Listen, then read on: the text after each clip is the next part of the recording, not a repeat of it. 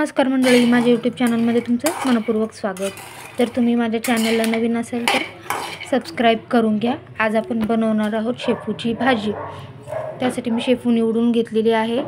5-6 पाकळ्या लसणाच्या घेतलेल्या आहेत आणि घरी माझ्या अवेलेबल ठेचा देखील होता म्हणून मी ठेचा देखील घेतलेला आहे। शेपूची भाजी स्वच्छ धुवून घेतलेली आहे। आता मी ती बारीक कट करून घेतलेली आहे। कोणाकोणाला शेपूची भाजी आवडते त्यांनी नक्कीच कमेंट करा।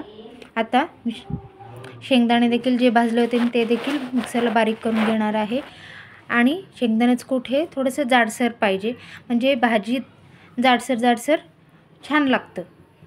आता मी कढई घेतलेली आहे। कढईमध्ये तेल टाकून 1 चमचा जिरे टाकलेले आहे।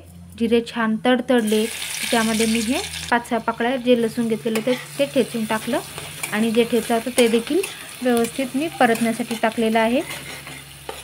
ते सगळं परतून व्यवस्थित एकजीव झाल्यानंतर आता आपण त्यामध्ये टाकणार आहे शेपूची भाजी।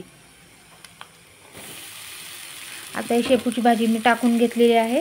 आता शेपूची भाजी छान व्यवस्थित खालीवर मस्त व्यवस्थित परतून तेलामध्ये परतून घ्यायची आहे।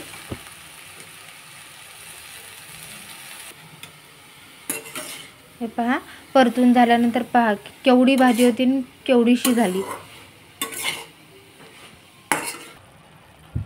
आता परतल्यानंतर थोडंसं मीठ म्हणजे चवीनुसार मीठ टाकून घ्यायचं आहे। पहा पाणी सुटलेलं आहे। आता आपण त्यामध्ये टाकणार आहोत शेंगदाण्याचं कूट। 3 चमचे मी शेंगदाण्याचं कूट टाकलेले आहे। ते देखील छान खालीवर व्यवस्थित त्यामध्ये एकजीव मिक्स करून घ्यायचं आहे। आपली साधी सोपी शेपूची भाजी तयार आहे।